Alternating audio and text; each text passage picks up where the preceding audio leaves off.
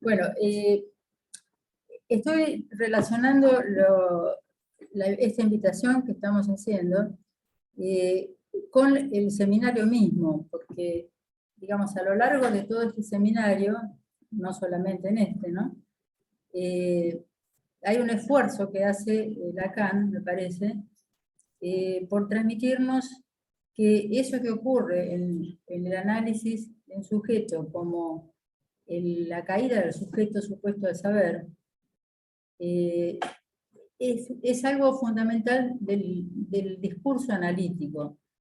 En esta clase, digamos claramente, por ejemplo, va a ser una distinción fundamental, digamos, entre lo que sería un discurso centrado en el pensamiento, con respecto a un discurso donde el pensamiento está, digamos, sometido a las leyes del objeto, se podría decir.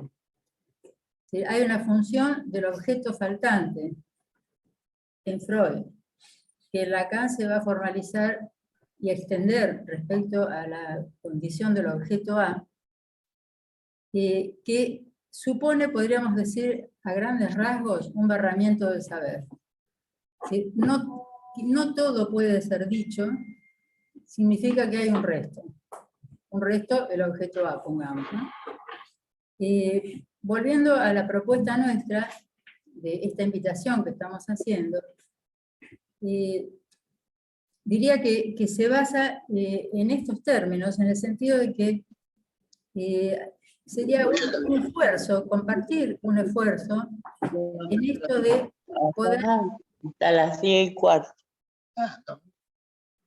No hay micrófonos abiertos. No. A la Y por favor, hay Francisca, micrófonos abiertos. Por favor, los Francisca micrófonos. y Patricia tienen micrófonos abiertos. Habría que silenciarlos desde el anfitrión. ¿Se pueden silenciar?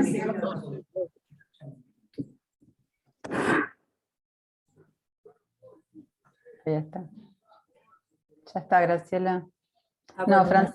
Francisca está con micrófono abierto.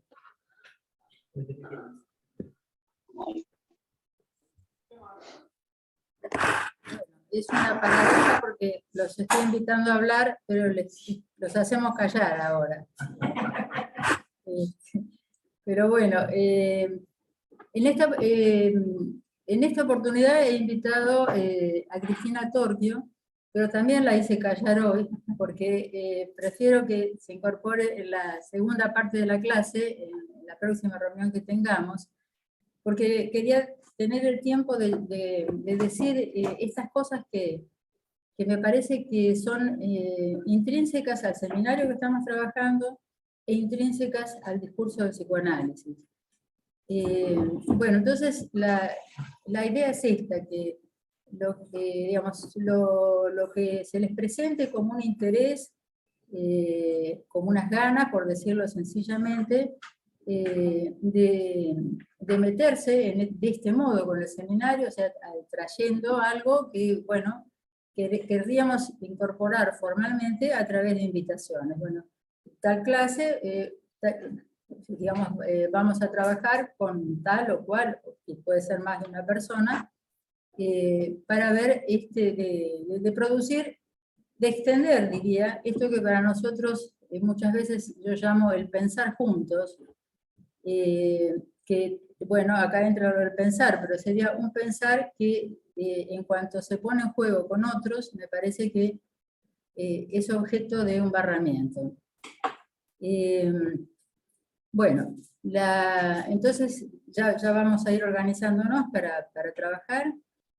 Y lo otro que quería comentar es respecto a lo que llamamos presencialidad, que bueno, viene siendo todo un tema. Me parece que estamos ahora en una transición de volver a hacer un esfuerzo, es decir, un gran esfuerzo fue entrar en la virtualidad, y ahora creo que también es un gran esfuerzo que no todo sea virtual.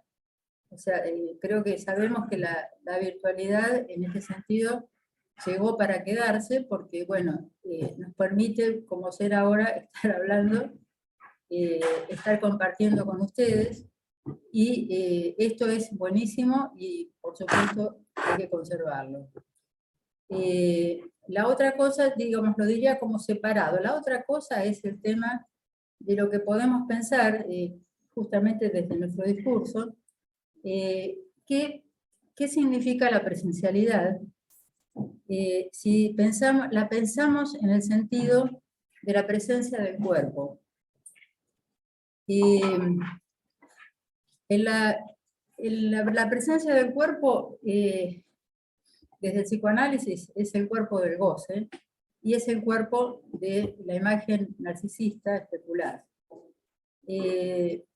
Tanto la imagen narcisista especular, la imagen narcisista especular se puede decir no se pierde por la pantalla, al contrario, está muy presente, tan presente como decía una colega los otros días, que no dejo de verme nunca en la pantalla cuando estoy hablando con mi paciente. Veo al paciente y me veo a mí mismo en la pantalla, lo cual produce ciertos efectos respecto de la mirada.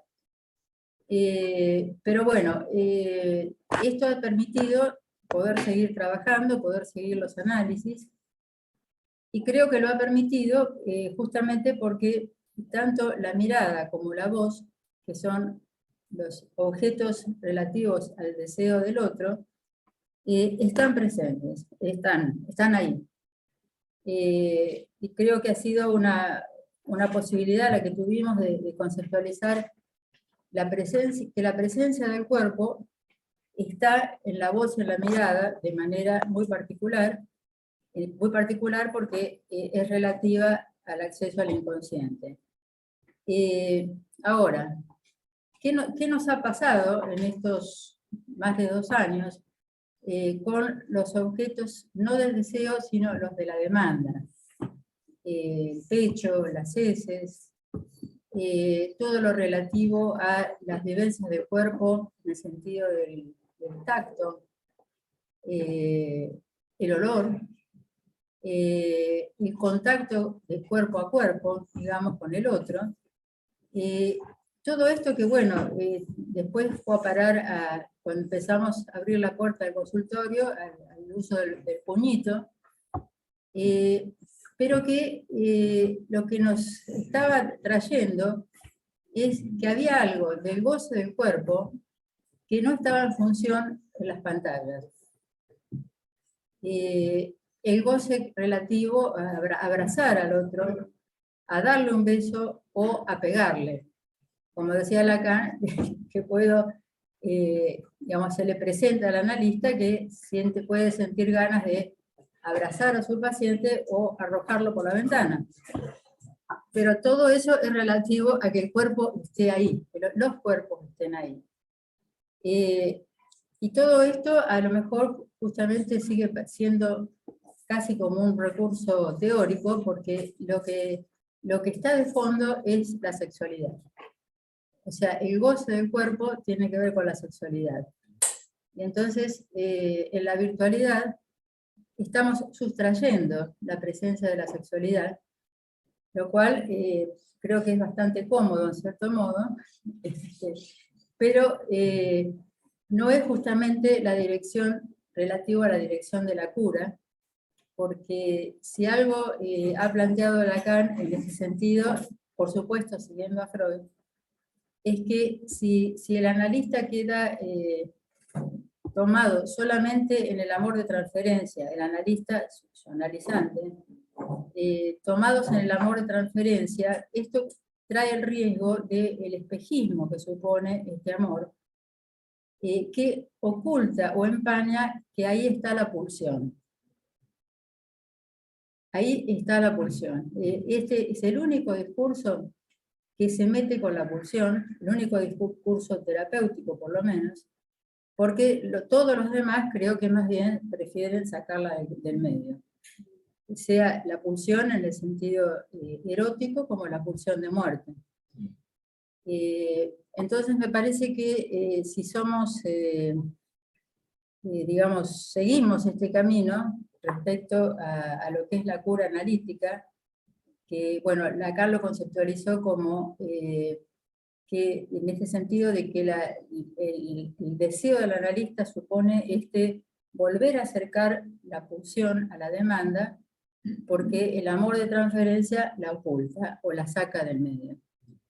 Entonces, si somos fieles a esta idea, me parece que la cuestión de la presencialidad, volviendo al otro tema, no es ajena, o sea, hay un gran esfuerzo que ha hecho Lacan por ubicarnos en que hay una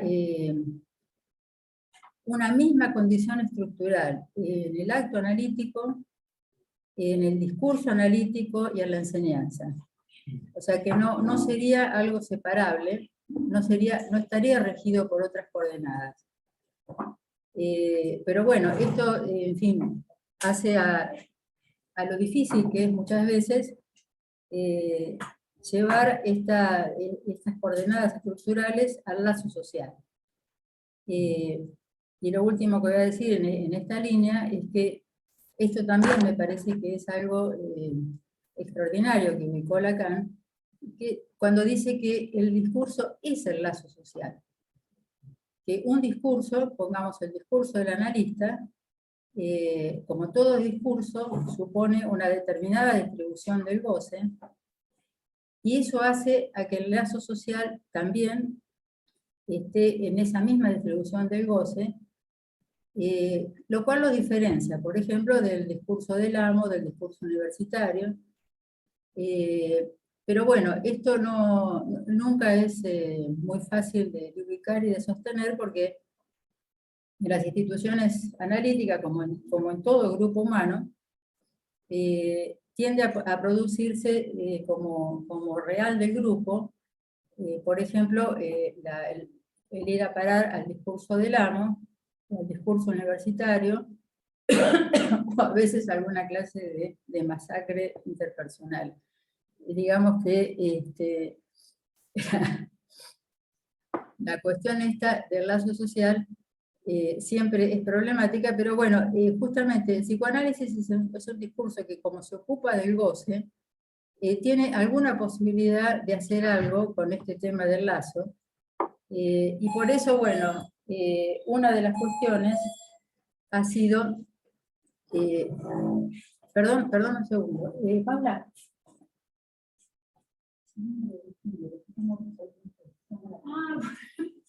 Perdón, una persona que viene a arreglar el timbre.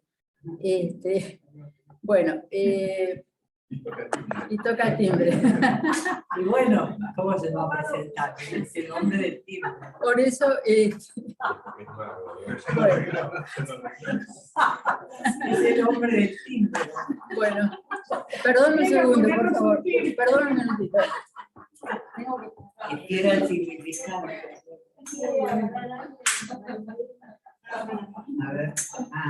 Voy a aprovechar para poner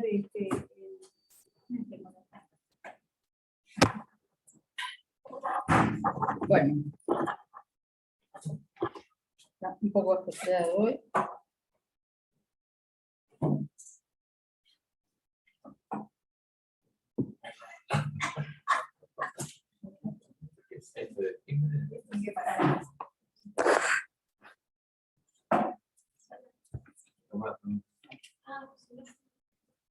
Sí, bueno, ahora sí vamos a ir concretando. Bueno, nada, voy a dejar el tema porque el lazo social, porque es demasiado extenso y sería justamente algo para poder charlar más adelante. Volviendo entonces al seminario y a la clase, yo quería de todos modos enmarcarlo en algunas consideraciones. Este seminario es del año 68, ya en el año 67, comienzos de este seminario, Lacan nos propone la proposición de octubre del 67, donde se plantea justamente estos temas que yo estaba ahora bordeando. ¿Qué pasa en las instituciones psicoanalíticas? qué pasa con la transmisión del psicoanálisis, la enseñanza, y algo como un tema muy poco abordado, o por lo menos no seriamente, es el advenimiento a alguien como analista, a la función psicoanalítica, habría que decir,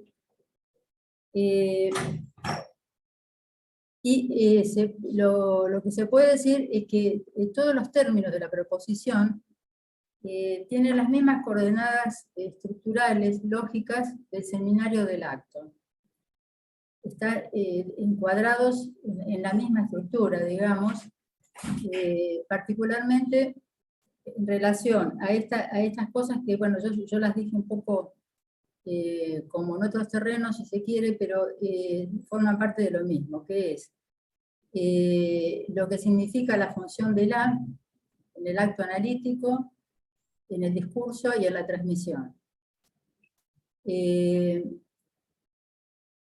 Las cosas que va a abordar en la proposición giran alrededor del comienzo del acto analítico y del final. En el seminario estamos trabajando el final del seminario y el final del acto analítico, particularmente hoy.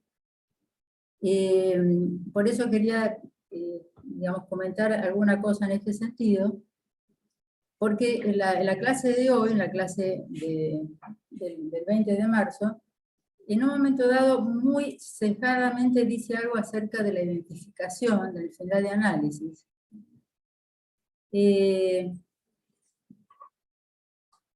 Querría ubicar dos referencias en este sentido. Lacan viene de plantearse el final de análisis, el comienzo del análisis y el advenimiento del analista, como una propuesta lógica que barre, se podría decir, con las formalizaciones más o menos conceptuales que había en ese momento, particularmente la llamada identificación al analista en el final del análisis. Se planteaba, bueno, los trabajos de Balint en ese momento lo fundamentaron especialmente, se consideraba que al terminar un análisis, el sujeto en cuestión salía de ahí identificado al analista. Digamos que el advenir analista estaba ubicado en términos de una identificación. Entonces, cuando en la clase que hoy estamos comenzando dice identificación muy al pasar, quería aclarar que en principio Lacan hace una crítica bastante despiadada a este asunto de la identificación al analista, y va a proponer algo escandaloso, que es que el advenimiento a la función analítica se produce en el mismo trabajo de análisis, especialmente en el atravesamiento del fantasma hacia la etapa final de un análisis. Imaginemos lo que habrá sido en su momento, todavía lo es, como cuestionamiento a todo orden de jerarquía, cuestionamiento absoluto a esa identificación, y puesta en duda acerca de algo que aparece de repente como entre misterioso y poco serio o poco científico, es decir, cómo recibirse de analista en el propio análisis.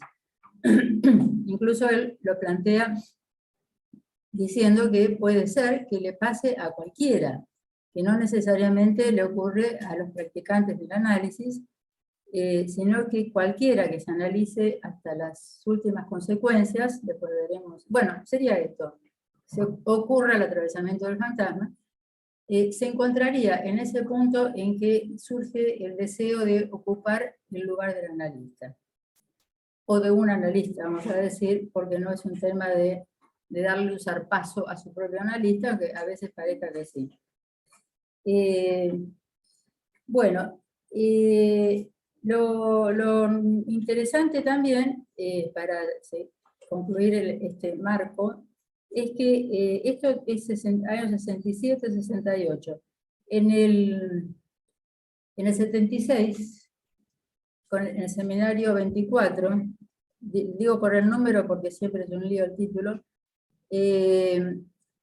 Lacan va a proponer el final de análisis en relación a la identificación al síntoma,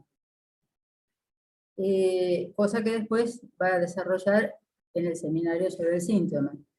Pero bueno, lo comento porque esto es interesante a considerar, y no entiendo que no es contradictorio que el planteo de las dos vertientes, podría decir, del final de análisis, me parece que se pueden considerar, por lo menos pensar cómo articularlas.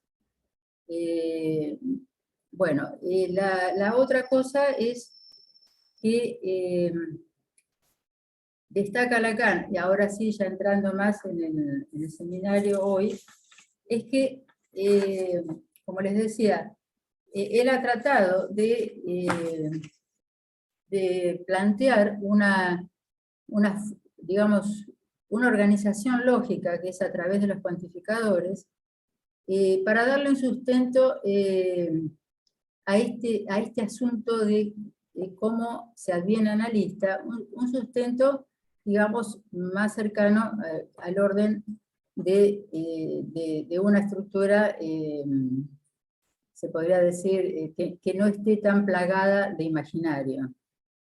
Plagada de imaginario, les doy un ejemplo. En una época era un chiste que circulaba que los pacientes por la Asociación Psicoanalítica Argentina, la APA, se sostenía decididamente este asunto de terminar identificado al analista.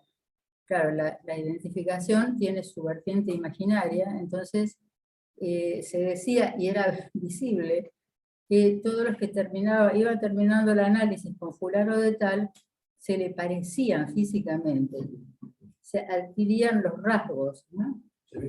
Se vestían igual, acá me dice, se peinaban igual. Yo he visto hasta gente que engordaba igual, sí, lo cual me parece más riesgoso todavía. Bueno.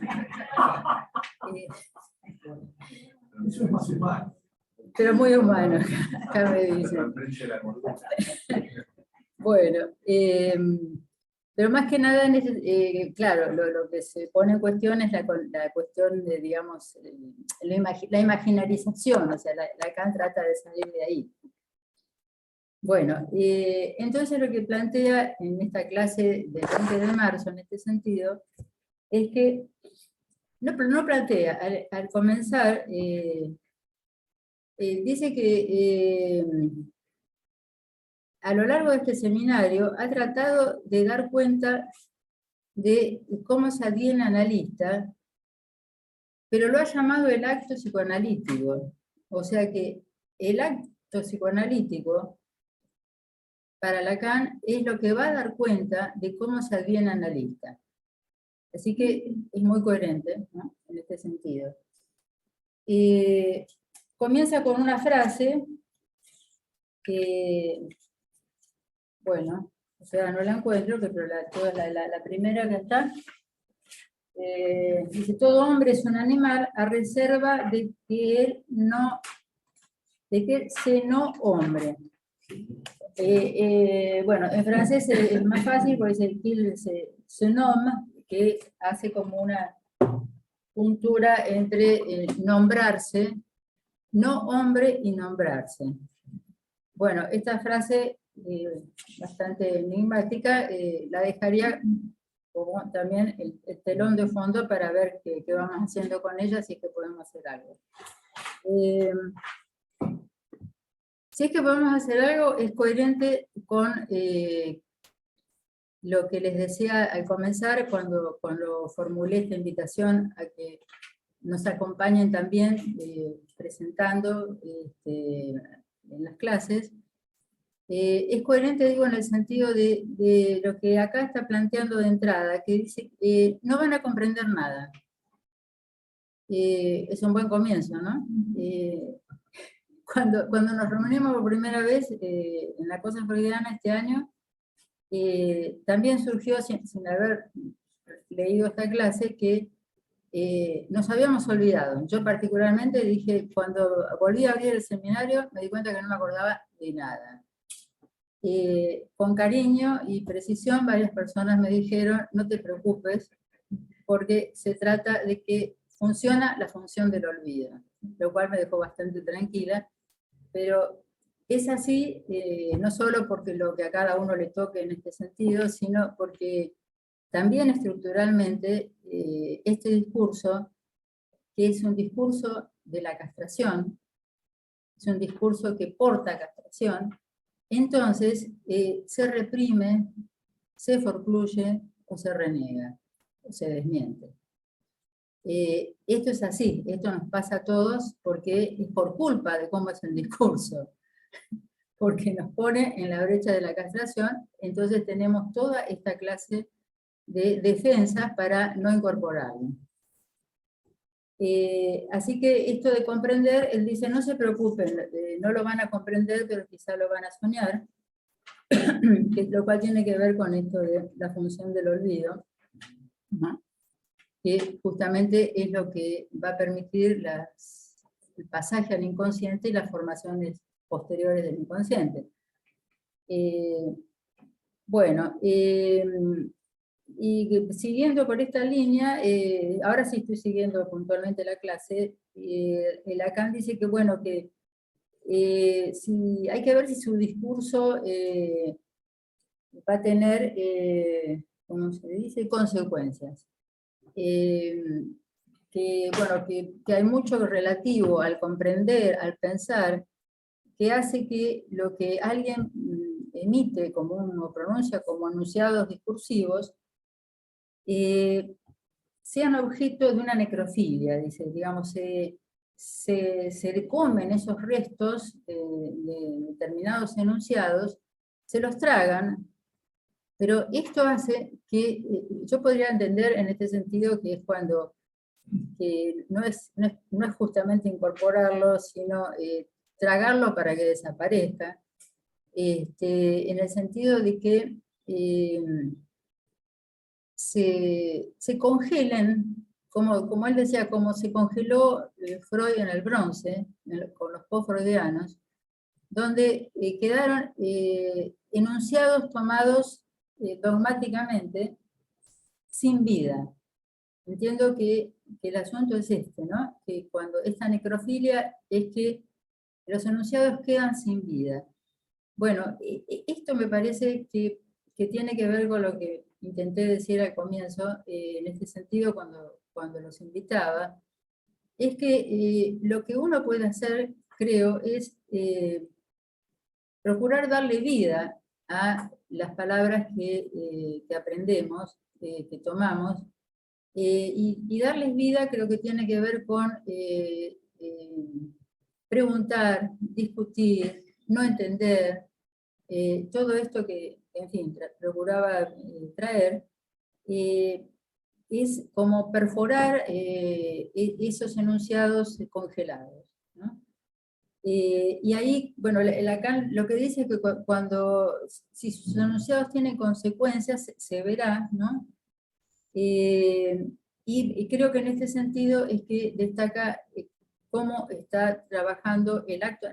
El acto psicoanalítico, se podría decir, es la trama de fondo de todo lo que está planteando para los temas estos relativos al advenir analista,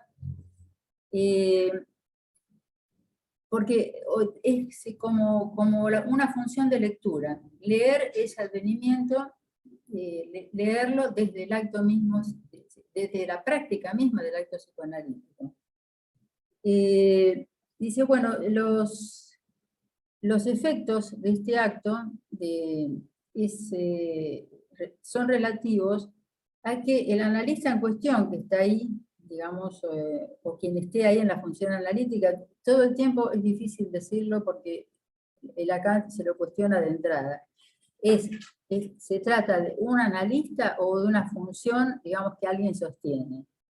Creo que a lo largo de todo lo que va desarrollando luego en su trabajo, Lacan, se podría decir que se trata de una función, no de un ser analista.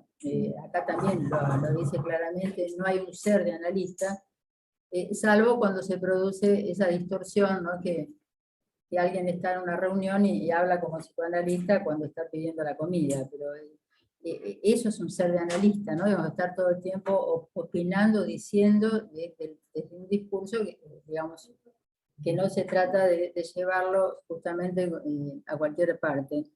Pero bueno, si se trata de que es algo a sostener, que alguien tiene que ponérselo encima, se podría decir, a medida que vamos entrando en esto.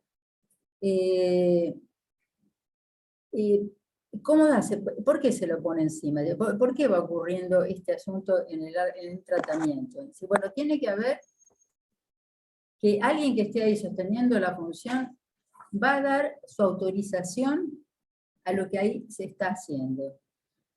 Bueno, acá también lo toca muy rápidamente, pero el tema de la autorización es concerniente a al venir analista. Es un tema muy debatido, pero bueno, me parece que hay un modo bastante sencillo de entender la autorización. Lacan dice, bueno, se autoriza de él mismo y con otros.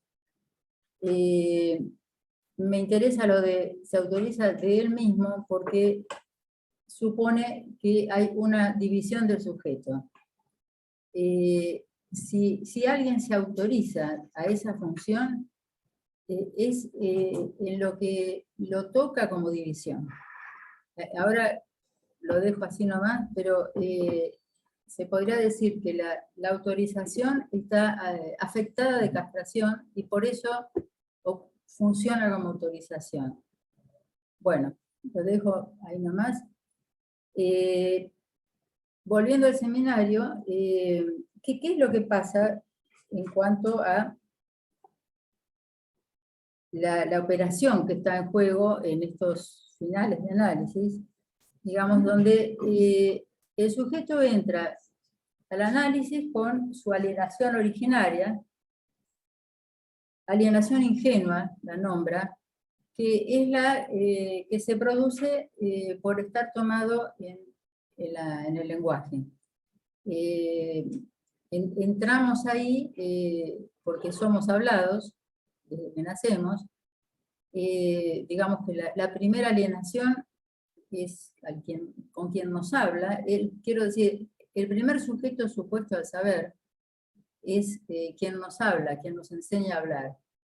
Creo que en este sentido, algo extraordinario que planteó Freud es, bueno, no habló sujeto supuesto al saber, pero es lo mismo, es que el psicoanálisis va a retomar una transferencia que se originó desde que aprendimos a hablar. O sea, en tanto alguien se nos constituye como un saber, hacemos transferencia. Esa transferencia con los padres se ve mucho en el análisis por niños, que las fallas en esa transferencia, las caídas, o en fin, los avatares de esa transferencia, determinan los síntomas de los niños, y se ve bien también como a veces apenas comienza un análisis, la construcción misma de una transferencia con su analista hace que rápidamente desaparezcan los síntomas de un niño, ¿no?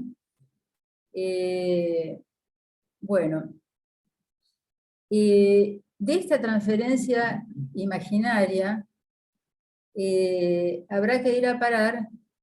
Esta transferencia imaginaria, lo planteado ahora en el seminario, supone ya una falta, porque ya quedo tomado, ahí soy hablado, ya estoy, digamos, agujereado por el lenguaje, tomado en eso, pero esta falta, a lo largo del proceso de un análisis, tendrá que juntarse con la castración en el sentido de el objeto perdido de goce, digamos, con el goce perdido, como que es, digamos, el pasaje, la conjunción entre esta falta original del sujeto con la pérdida del inconsciente, hace al efecto de castración como efecto de división en el final de un análisis.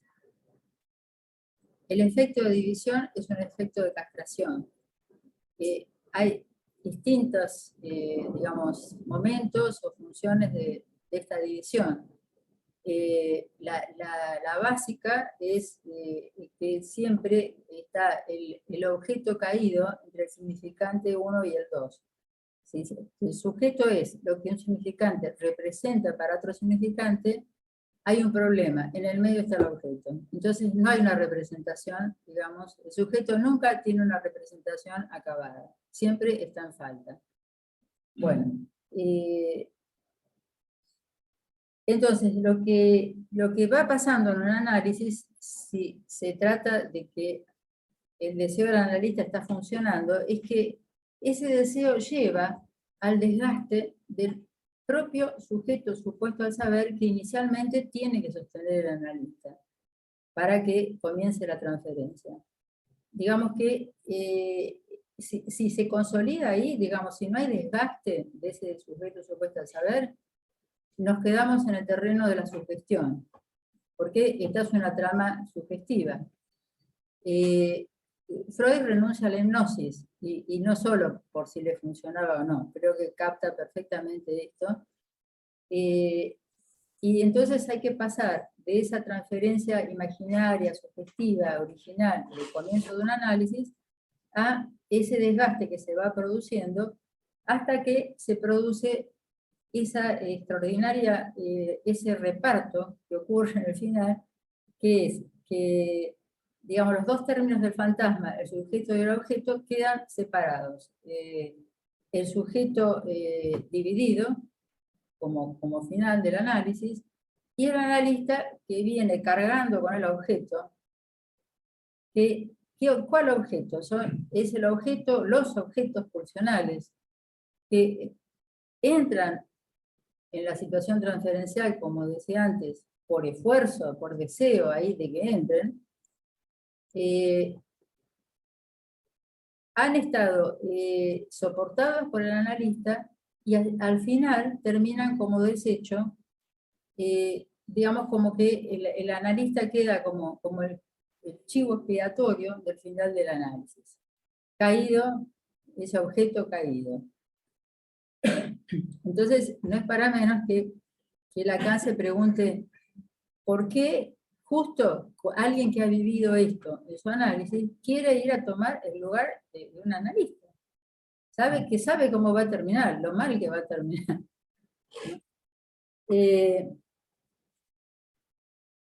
Bueno, este enigma sigue dando vueltas, digamos, en la clase. Yo creo que en gran parte me parece que algo que nos puede causar en este sentido es lo que cada uno de nosotros puede decir al respecto de qué pasa, porque bueno, todos los términos de lo que estamos hablando son los problemas que tenemos todos los días, ¿no? Incluso, bueno, siempre hay algo como que difícil de plantear, pero es bueno, hasta que terminé el análisis, o hice un análisis hasta sus últimas consecuencias, ¿cómo trabajé como analista? ¿Qué barbaridades hice? Porque si hay que esperar a terminar un análisis, ¿qué estoy haciendo? ¿No? Digo, es fácil preguntárselo, y creo que puede ser también algo bueno para charlar, porque no se puede decir que no haya función analítica igual. No se puede decir, parto de ahí. Pero esto es tremendo, porque cuando se instituyó el PASE en Francia, el dispositivo del PASE, hubo, por ejemplo, una persona que se suicidó cuando no fue nominada, porque se planteó esto como de haber fracasado, si no es reconocido a partir del PASE, haber fracasado o trabajado toda su vida fraudulentamente. Bueno, en este sentido, la idea del fraude siempre está, ¿no?, dando vueltas en la impostura, exactamente. Claro, lo que pasa es que justamente trabajamos con la impostura en el sentido de el analista tiene que sostener la apariencia de tener el objeto causa de deseo la apariencia de que hay objeto causa de deseo, la apariencia de que está, digamos, en la brecha de lo que para el paciente puede significar tener ganas de analizarse o que lo lleve a analizarse. Hay algo, pero es instrumental, esto es instrumental. Lo mismo cuando, o mucho más todavía, cuando se plantea esto de dejarse tomar como sujeto supuesto al saber.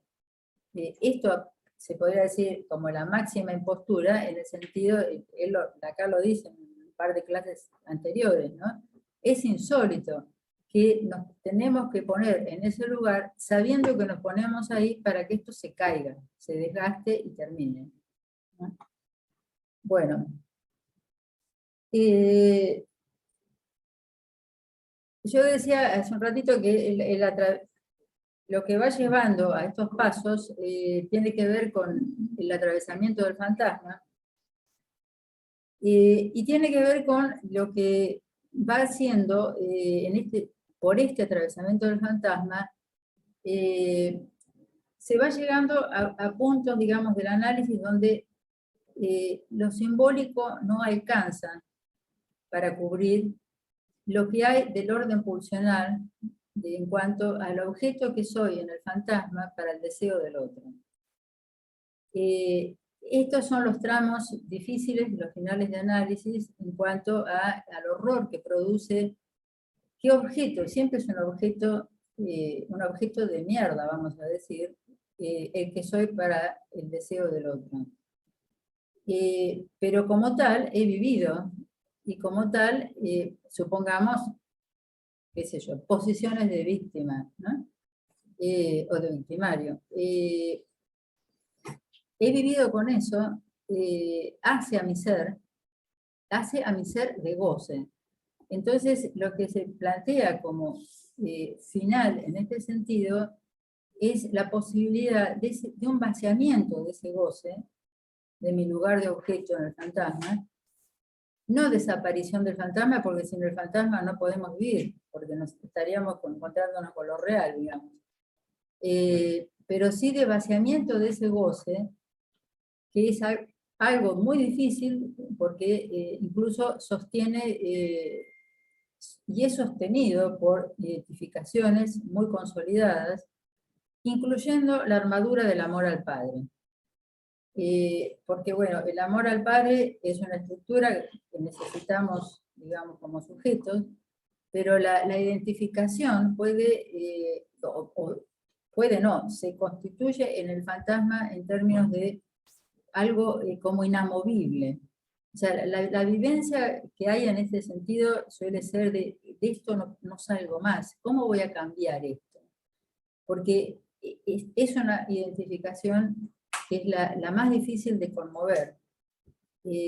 Pero lo que plantea Lacan es que lo que ha registrado a lo largo de su trabajo clínico y de las supervisiones, etc., se ha metido mucho en este sentido, o los efectos de un análisis, es cómo este vaciamiento de goce es el que hace lugar al advenimiento de un deseo inédito, que es el deseo del analista.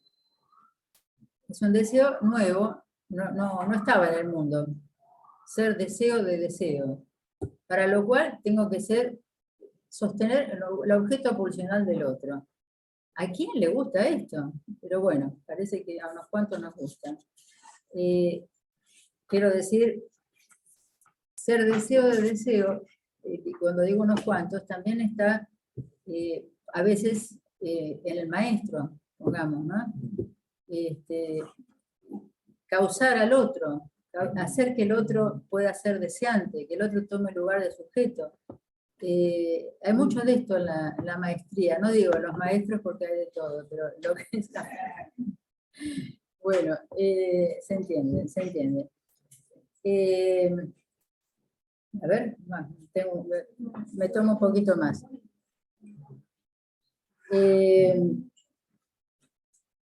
Sí, bueno, volviendo a lo que va pasando al final. Este es planteo todo esto que estamos hablando, es lo que Lacan conceptualiza como un más allá del final de análisis freudiano, que era relativo al encontrarse del lado femenino con la envidia al pene y del lado masculino con la feminización por el padre para la castración relativa a ser castrado, digamos.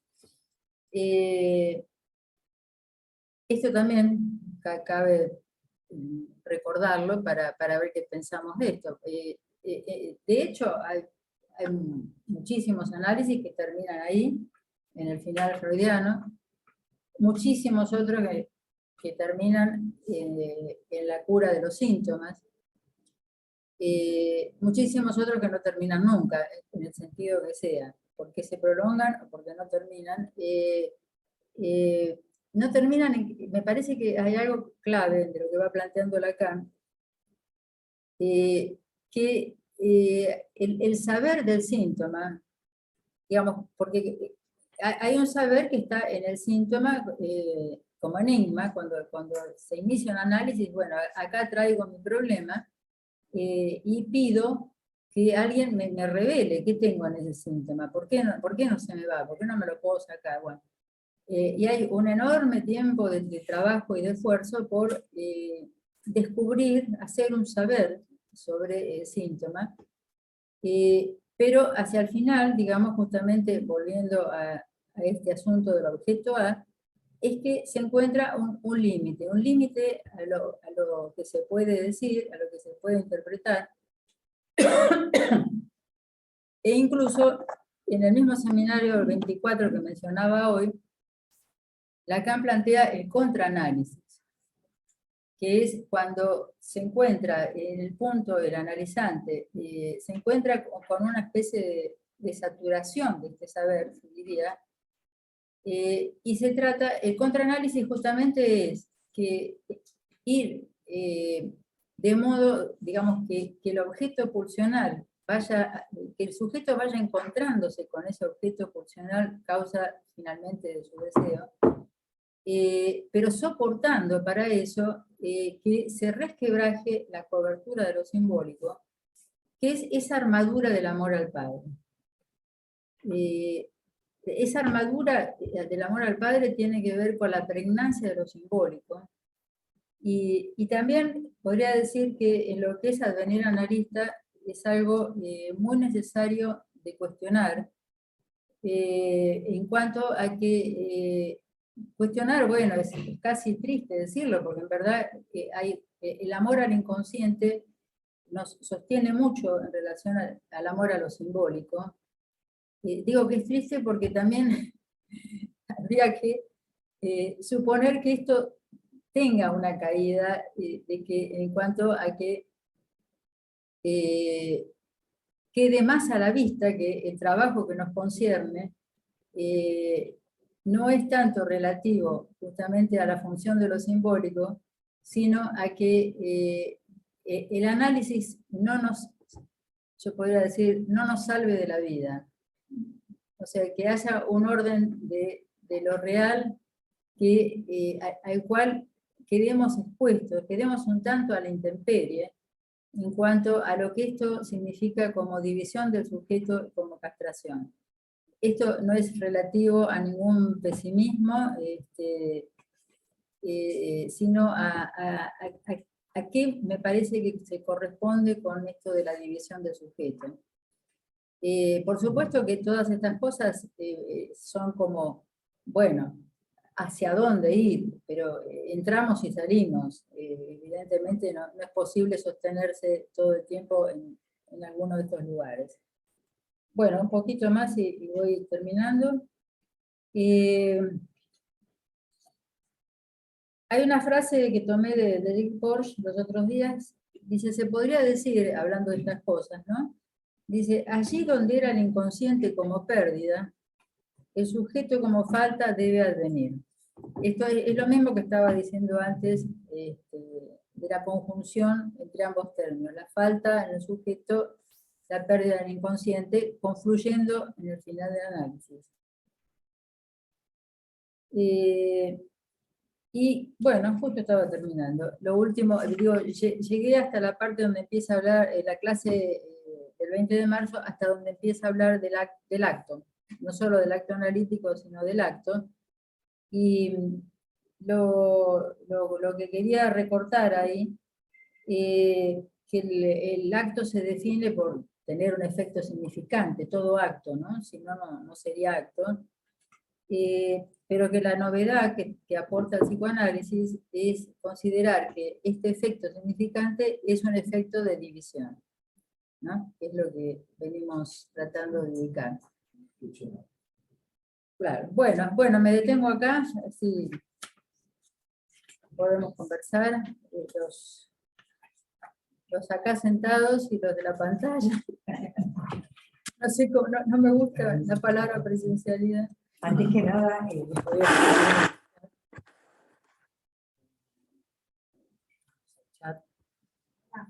acá abajo, ya lo veo. Vamos a escribir con mayúsculas, ¿no? Bettina.ars. Sí, pero ahora estaban pidiendo el CBU completo. Es Bettina.ars. Así que, en principio... Ya lo escribí todo en el chat, Marita. Bueno, a ver, voy a mirar, a ver. ¿Alguien de acá no quiere decir algo? Mientras no veo ninguna manera. Estoy con la manito, Hola. no sé si puedo preguntar. A ver, no la veo. Hola, yo también quiero Mariela. participar. Bueno, acá tengo a Mariela, Estela Maris, Gustavo y Osvaldo. No, ¿cuántas más? No digo, no, es que no veo por eso. Bueno, estoy Oh, yo. Marité. No. Si ella lo dice. Mariel, chicos, no muevan las sillas porque se escucha muy fuerte. Todo lo que hacen en la sala retumba mucho. Bueno, Ay, bueno, empezamos con Estela Maris. perdón, ¿puedo empezar? Dale. Sí, perdón. Quería, Graciela, bueno, muchas gracias en principio por el desarrollo. Y me quedé pensando en algo que dijiste y te quería preguntar si lo podías, si se te ocurría desplegar algo más. Esto de la autorización del analista, cuando hablabas de la autorización del analista, y decías que la autorización en sí misma está afectada por la castración. Bueno, Sí, aquí no. ¿Qué hago? ¿Me voy ahí? Ah, sí. Marité, y está Estela y Gabriela Amoroso, con manito. A ver si... ¿Vemos? ¿Aparezco? Igual te escucho. Sí, voy anotando, ¿eh? Bueno, Estela, yo tengo voz fuerte, no me van a escuchar, ¿eh? Aunque no me vean. Le damos la palabra a Estela. Bueno, buenos días. Hola. Bueno. Ya estaré con mi goce, el cuerpo ahí, pero tengo que ir coordinando porque en este tiempo, bueno, las cosas cambiaron, los horarios, qué sé yo, todo eso. Graciela, muy clara, te acordaste del seminario, yo no, pero bueno, quiero empezar con una pregunta que es simple, pero a mí no se me hace sencilla, y tiene que ver con la cuestión de los enunciados. Hablando del acto, Lacan dice que el analista se tiene que hacer cargo, con eso pesado, a ver, la palabra es de soportar la función del objeto. Y luego, en otros textos, se usa el término semblante. Hacer semblante del objeto, semblantear el objeto. Tomando la posta de lo que decías al principio, Graciela, yo quiero interrogar un poco esto. ¿Qué quiere decir? Es hacer semblante del objeto. Voy a decir unas pavadas. Por ejemplo, ¿qué es? ¿Hacer cara? Porque sí, yo en el consultorio, cuando estamos cara a cara, debo poner caras y debo, qué sé yo, hacer gestos, pero no se trata por lo menos exclusivamente de eso. Con los niños es interesante porque a veces se junta la cara, la acción, de la cual habló ya Lacan en otras clases, y el acto, que va a ser significante. Cuento un mínimo ejemplo de una niña claramente identificada al objeto mierda, y que entonces una vez en el consultorio tomó un papel, yo voy a decir un papel, un bollito de porquería, y se lo llevaba en su mochilita. Entonces yo le dije, no, ¿por qué te vas a llevar eso? Vamos juntas al cesto que tenemos acá al lado de mi escritorio y lo vamos a tirar. No tenés por qué llevarte eso. Así hicimos, y esa acción transformada a precup en un acto y en un acto significante produjo algunas cosas. Bueno, esto que a mí me resulta bastante más sencillo de entender, qué sé yo, quisiera como interrogar un poco esto que decimos o qué hacemos cuando en la clínica, cuando tomamos la función de llevar eso pesado del objeto y hacer algún semblante. Esa es mi preocupación o mi pregunta. Bueno, gracias, Estela. Gustavo. Sí. A ver, yo voy a tratar de... ¿Se me escucha ahí? Sí. Gracias. ¿Por qué no te acercas mejor acá? Pensé que... El problema es que retumba, Gustavo, porque se escuchan dos cosas. Claro. ¿Y ahí se escucha? ¿Ahí se escucha? Sí, ahí se escucha. Bueno, perfecto. Bueno, entonces algo que pensé que se puede perder mi celular, pero no sé. Bueno, yo tengo unas cuantas preguntas para hacer. Preguntas y cosas. Primero, antes de una pregunta, esto que dijo Estela, yo voy a dar mi respuesta a eso, porque me interesa ese debate. Me parece que el analista no hace semblante, ni el analista se plantea nada. Esa es mi posición. Sino que el analista queda tomado por un semblante que es un efecto de discurso. Entonces, en ese caso, encontraste Estela muy interesante, bueno, quedaste tomada por ese semblante, pero no existe semblante, sino quedaste tomada por el semblante de la que, bueno, tira a la basura, de la que hace que algo se pierda. No sé cómo llamarlo ese semblante, pero tomaste a tu cargo eso, te dejaste tomar en ese sentido. Y justamente enganchando... Perdón, se escucha un poco bajo.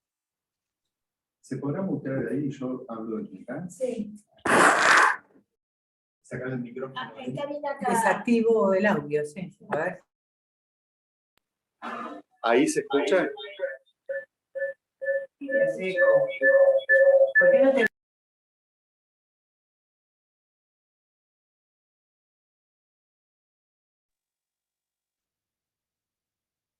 Ahí no se escucha nada. Bueno, ahora lo invitamos. Vení, sentate acá y habla de acá. Muy incómodo. Si no hay manera.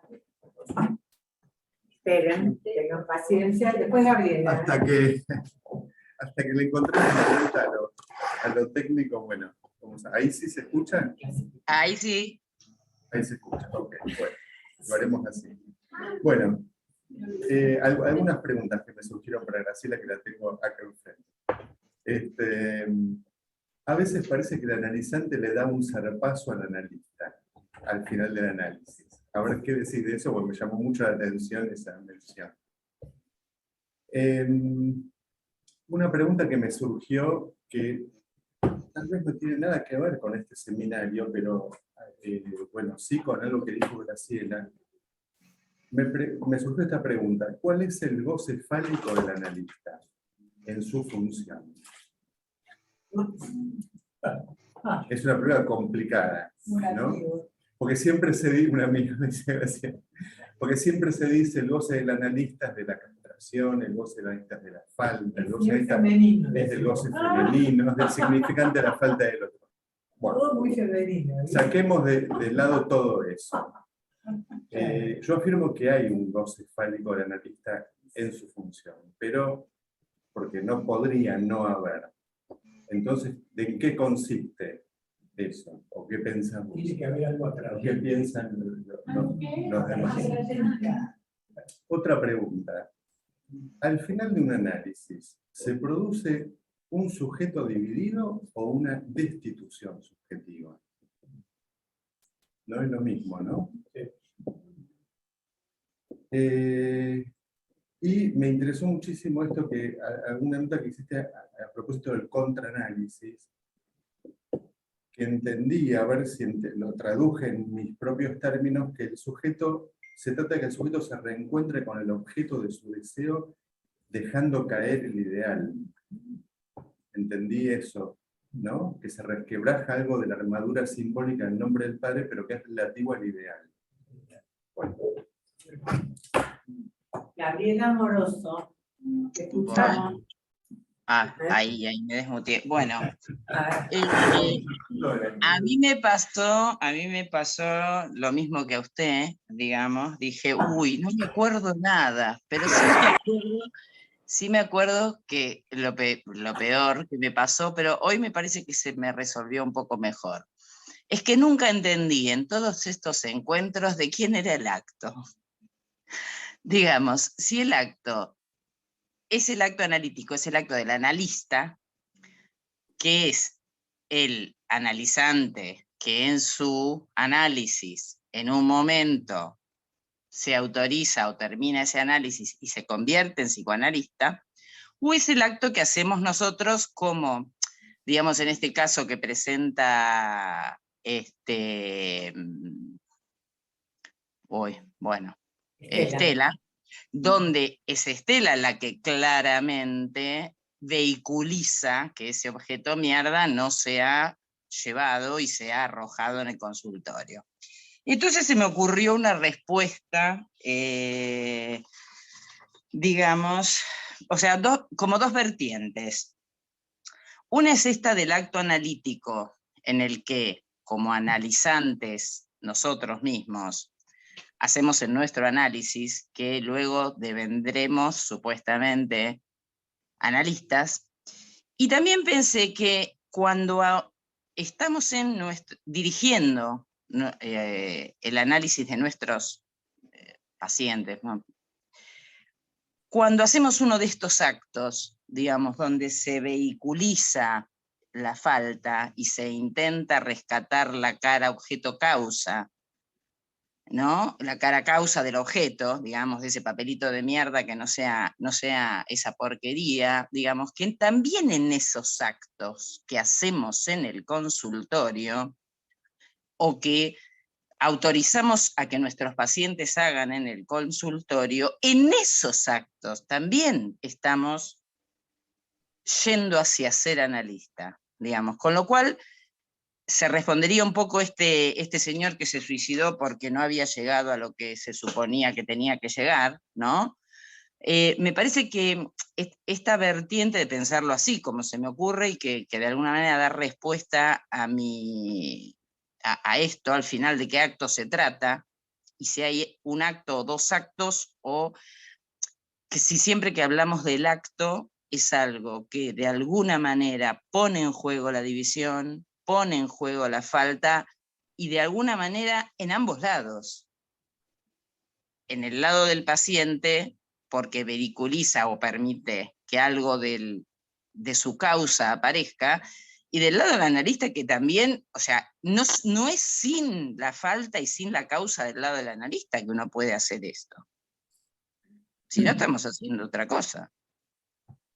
Y después pensaba otra cosa más, que obviamente si no hubiera goce fálico no hay manera de soportar cuando la transferencia, digamos, cuando en la transferencia se presentifica la cara goce, plus de goce del paciente. Si no hubiera algo, digamos, ahí que nos permita sostener esto, sería una cosa masoquista, por un lado.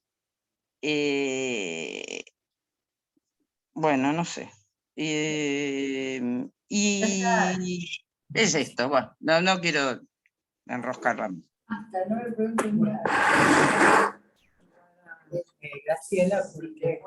No, Celia, una sola cuestión. Yo creo que en realidad no habría dos actos, sino, siguiendo lo que planteaba Gustavo, en realidad, el analista ahí, me parece que hay una cuestión discursiva, ¿no? Hay un armado transferencial entre el analizante y el analista, y lo que se pone en acto sería justamente este punto de verdad, que es la operación castración, siguiendo lo que yo recuerdo del seminario. Es decir, hay en ese punto donde el analista propone tirar el papelito a la basura, está la efectuación de esta idea de lo necesario de poder arrojar el objeto para cortar justamente con esa identificación, ¿no?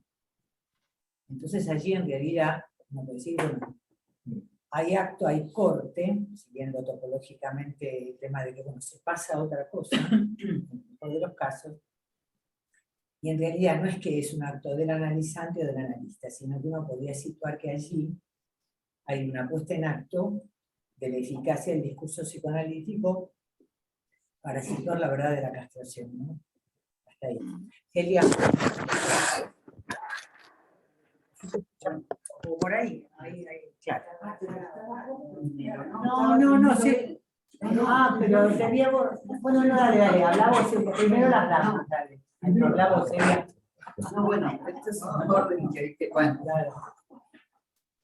Bueno, gracias, Graciela, un desarrollo amplísimo para este primer encuentro mixto. Bueno, ahora no se dice mixto, usan otra palabra. No la usen. Híbrido. Bueno, quería tomar, hay muchísimo, quería tomar algo que trajo recién Graciela como pregunta respecto del acto, ¿no?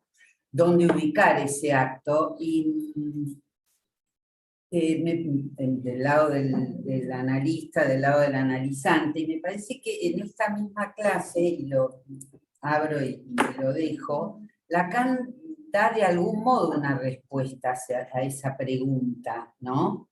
Va a decir que el acto psicoanalítico, ¿no? Va a decir que el analista, ¿no?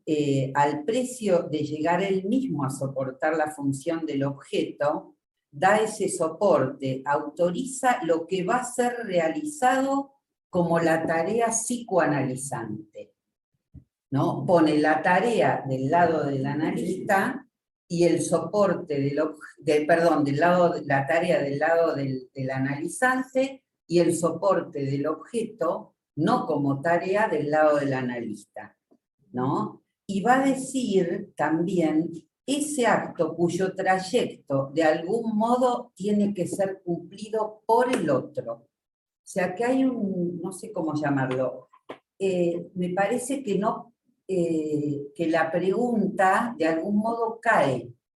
En algún punto la pregunta cae en el sentido que no admite una respuesta por un lado o por el otro, ¿no? Sino que es cumplido por el otro. No sí, la cuestión sería no sí. Claro. Esta es una... Y en función de eso, alguna cuestión sobre el final, en relación a lo que traía Graciela del chivo expiatorio, el analista como chivo expiatorio al final del análisis. Me preguntaba si no se puede abrir alguna otra cuestión en relación al acto y al final del análisis, y si también del lado de ambos lados, para decirlo así, aunque no hay dos, porque se trata de una transferencia y de dos posiciones, pero en relación a esa transferencia que cae, si el duelo que golpea ahí, no golpea también al analista, no solamente al analizante, en esa caída, digamos, de la transferencia que afecta de modo diverso, ¿no?, a ambos. Entonces, la cuestión del duelo me parecía como algo además que la experiencia trae, me parece, en relación a... yo no diría, sí, que el analista, tomando lo que trajo Estela, ¿no?, va al bote de la basura. No. Creo que hay un duelo en relación a esa transferencia. Pero bueno, son para abrir cuestiones. Bueno, gracias. Osvaldo, acércate. Gracias, Osvaldo. ¿Cómo andamos con la hora? Caballero, tenemos caballero. Ay, ahora ya no. Nos pasamos el tiempo, no importa. Bueno, Está buenísimo. en realidad te querría sacar, Graciela, del lugar donde tenés que responder.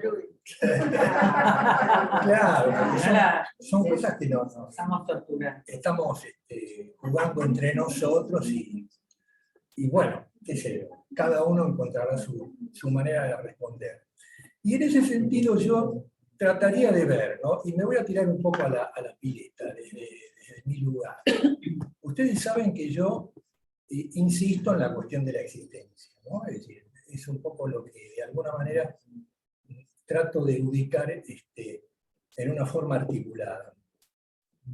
Y, a ver, si uno, lo voy a decir así medio cómico, si alguien me preguntara, ¿por qué vos sos o querés ser psicoanalista?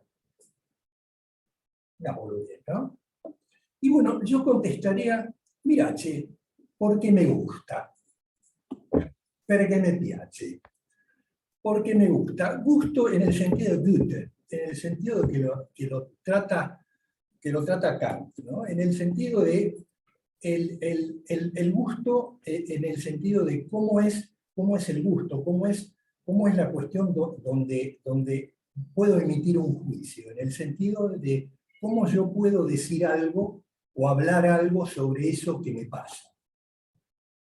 Y eso que me pasa tiene que ver con la cuestión del acto, pero si uno se corre de la cuestión de ubicar al acto analítico en el sentido sustantivado de la palabra, en el sentido del sustantivo, como si hubiera algo objetivo o algo objetivable en algo que es acto. Y en realidad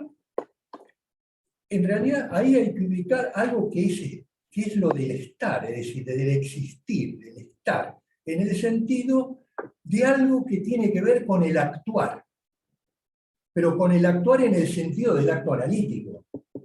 Entonces, si uno ubica que ahí uno está existiendo, podría responderme a esa cuestión de por qué me gusta. Porque, ¿cómo es la cosa? Yo siempre me pregunto, ¿no? Siempre me pregunto, ¿qué es el deseo del analista? Si hay una cuestión ahí de deseo, tiene que haber algo que Lacan mismo lo dice en la clase. Ojo con el tema de ubicar los discursos en el sentido de la homologación entre lo que es la homologación de lo que hacemos como analistas y la idea trágica del problema. La idea trágica. Es decir, hay una cuestión ahí que me parece que es importante ubicar que uno lo puede llevar a la cuestión de la tragedia, en el sentido de que, bueno, te dan finalmente te dan el portazo y se van, y entonces uno queda en un lugar, bueno, incluso de duelo, ¿no? Está claro. Pero a lo que voy, que tiene que haber algo ahí que me haga ubicar a mí mi deseo de serlo, es decir, mi deseo de serlo, en el sentido, porque si uno ubica que no hay un deseo de serlo, es efectivo que hay una cuestión entonces que lo que más, finalmente, si todo es la cuestión desde el punto de vista trágico, ahí lo que gana es la cuestión del masoquismo, digamos, en última instancia. Entonces, evidentemente ahí tiene que haber, y yo creo que, un poco vos lo decías, Graciela, en el sentido de cómo tomamos las palabras, cómo tomamos los enunciados, tratando de darle vida a la cuestión. Si uno siente, en términos de existencia de algo vivo, que uno encuentra en ese acto una cuestión de plenitud, en el sentido de plenitud, justamente del gozar de la existencia, digamos, ¿no? Porque yo lo ubico por ese lado, es evidente que, claro, uno puede tomar por el lado de ser que se identifiquen conmigo, qué sé yo, en términos totalmente pelotudos, pero tiene que haber algo ahí, en el sentido positivo y atrayente, que me haga ser analista y haga que otros tipos vengan a analizarse conmigo por el querer serlo. Es lo que decía Gustavo, ¿no? Es de Gustavo. ¿Sabes? Te damos la se abrió mucho, ¿eh? ¿Viste que se abrió mucho? Eso Bueno, sí, me parece que lo más importante es lo que acaba de pasar, que no es que no ocurra otras veces, porque tenemos la felicidad de que suele pasar, que surja este interés, bueno, lo que ha pasado recién. Creo que esta es la primera cosa que yo podría responder, ¿no? Que hay algo en relación, hay como una asociación, diría, entre el acto analítico y la transmisión. Pero quizá esto es muy personal. Yo voy a tomar lo que dijo Osvaldo en este sentido, que me parece que lo que cada uno ha preguntado en este momento, me gustaría que lo traiga a la próxima clase. Yo ahora voy a dar mi respuesta personal. O sea, y me gustaría que cada uno la trajera, en el sentido de que, bueno, si estamos todos metidos en este partido, cada uno sabe cómo le va, ¿no? No hace falta que digamos que hagamos confesiones contraprofedenciales, como decían los de la APA, sino, bueno, poder decir cómo vive cada uno esto del deseo de analista, del acto, de la autorización, si hay un goce, de qué gozamos, si hay goce fálico. Muy rápidamente, porque bueno, es enorme lo que se abrió acá, y voy a tomar por el final en este sentido, ya lo dije de alguna manera, me parece que hay una relación con la transmisión, que para algunos nos significa un plus de gozar, digamos que forma parte del acto analítico. Juro que no lo inventé yo. Cuando Lacan habla del pase en análisis, y después del dispositivo del pase, dice que encuentra una cercanía, ha encontrado, al escuchar los testimonios, una cercanía muy intrínseca entre el deseo del analista y el deseo del enseñante. Por ejemplo, La transmisión. la transmisión. He escuchado muchas veces una cuestión con el deseo de curar, creo que tampoco nos es ajeno. Bueno, quizás, bueno, cuando Mariela me pregunta pues, este asunto de la relación entre la autorización, ¿por qué la autorización está afectada por la captación? Esta podría ser una respuesta, porque concierne a ese que soy, que yo no sabía que era. Porque lo que aparece cuando decimos el advenir analista es un deseo que yo no sabía que tenía, y tampoco sé si lo quiero. De hecho, hay gente que no se va a dedicar nunca a ser analista porque termina el análisis. O puede ser que sostengamos ese deseo, pero no lo queremos, pero está ahí, ¿no? Bueno, acá aparece también esto de duelo, ¿no? De algo masoquista. Sí, puede devenir masoquista, ¿no? Y no sería lo que corresponde, ¿no? Sí, entiendo que Graciela, perdón, acércate un poquito al micrófono, porque... Ay, gracias. Ahora sí. Perdón, había quedado muy centrada. Sí, sí, era como una voz de costadito rara. Bueno, quizá está bien, quizá se trate de que esto tenga que ser así. Que nuestra voz acá sea de costadito. Digamos que justamente, bueno, podamos ir tomando, bueno, lo que planteaba Estela, y acuerdo acá completamente con lo que dijo Gustavo. Creo que no es hacer semblante, como decir, bueno, me lo propongo, sino un dejarse tomar, que muchas veces es difícil de sostener, porque, por ejemplo, uno puede sostener un objeto de denigración, o sea, tomar el lugar de un objeto denigrado, ¿no? Pero bueno, ese dejarse tomar también tiene su límite. En ese sentido puede ser que, digamos, uno no pueda seguir atendiendo a un paciente porque no puede soportar lo pulsional que está en juego en ese sentido, ¿no? Claro. Pongamos con la psicosis es muy clara, pero no solo no solo la psicosis, lo que llamamos la perversión. La perversión me parece que es insoportable. Y no sé si es analizable en este sentido, ¿no? ¿Cuántas cosas? Por eso creo que todos tenemos, si miramos un poquito así, de lo que venimos trabajando en nuestras vidas, tenemos para decir tanto, digo, todos nosotros, ¿no? ¿Cuál es el goce fálico? Me gustó, sí, yo creo que está sin duda, pues para cada uno es algo que también hace el semblante, también, no solo el semblante está hecho del detritus que sostenemos, sino de algo de nuestro narcisismo que está ahí, si no, no podríamos estar sentados, nos caeríamos, ¿no? Como se ve a veces, se ocurre. Bueno, sí, lo del final para seguir hablando mucho en cuanto a la destitución subjetiva, a la división. Sí, me parece importante esta pregunta, me costaría sintetizarla ahora, creo que no es lo mismo, pero lo que podría decir es que la destitución subjetiva es uno de los efectos de división, porque son muchos los que van ocurriendo, ¿no? Pero, bueno, lo dejo ahí. ¿De quién es el acto? Creo que ya de algún modo fueron respondidos lo que planteó Gabriel Amoroso, pero varios dijeron sobre esto. Creo que en un punto es indiscernible de quién es el acto, inclusive de quién es la interpretación.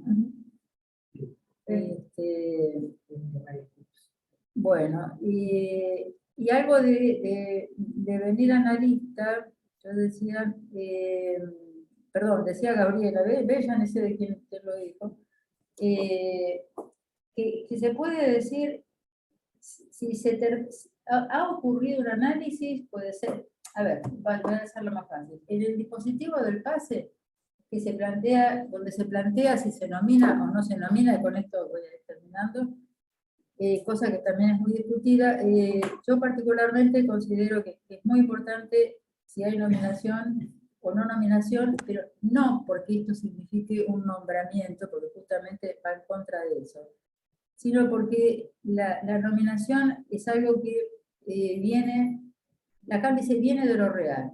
La función de nominación viene de lo real, no es un acto simbólico, es algo donde en el trabajo, yo trabajé mucho con el dispositivo, en el dispositivo, etcétera, etcétera, bueno, adviene una nominación o no adviene. Esto digo cuando se trata de un uso honesto del dispositivo, ¿no? Estoy hablando como cuando en serio se trabaja en eso, no se sabe bien por qué se nomina o no se nomina. Es también un saber conmovido, o sea, hay momentos infernales en los carteles o jurados de pase donde se cae toda la teoría, no se sabe nada, y de repente algo decanta, se nomina o no se nomina. Pero no es ningún honor, ni para el que lo recibe, ni para el que lo emite, porque es algo que conmueve, digamos, el nombre como simbólico, la sutura simbólica del nombre de cada quien. Y ahora me perdí. En este sentido, la nominación no hace a un analista, quedan 2 letras, AE, analista de escuela, pero eso no significa para nada la consolidación de haberse recibido de analista, por lo contrario, ¿no? Bueno, es un algo de este orden que queda conmovido, digamos, por este asunto de que el saber se destituye por la función del objeto, ¿no? Digamos, siempre hay dar vueltas por acá. Bueno, no quiero extenderme más, me gustaría muchísimo que retomemos en la próxima clase, que es el 28, ¿puede ser? En la próxima clase... ¿Sí? Bueno. No, la fecha, el lunes 28. El lunes 28, la fecha el lunes 28. Bueno, el lunes 28 vamos a seguir y terminar con esta clase, lo que se pueda. Bueno, me gustaría el 28 entonces retomar estos temas, en el sentido de que cada uno que tenga ganas de los que han formulado estas preguntas y estos comentarios, nos diga algo, ¿no? Quiera agregar algo. Bueno, me parece que ya estamos... Sí,